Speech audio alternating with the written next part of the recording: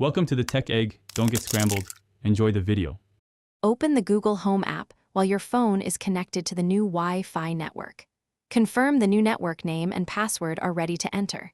Keep the Google device powered on and within 3.5 meters of your router. Sign into the same Google account used to set up the device originally. Close other apps that might interrupt Bluetooth or Wi-Fi during setup. This preparation prevents errors and speeds the setup process for the device. Select the specific Google device inside the Google Home app and open Device Settings. Tap Wi-Fi or More options and choose to forget or remove the device from your account. If the app does not allow changing networks directly, follow the official factory reset steps for your device model.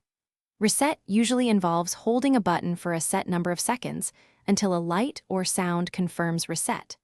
After reset, the device will be ready to set up on the new Wi-Fi. Open the Google Home app and tap Add, then Set Up Device, and follow the on-screen prompts.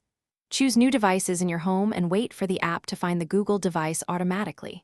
Select the device, confirm the code shown, and choose the new Wi-Fi network from the list. Enter the network password exactly, then allow a few moments for the device to apply settings.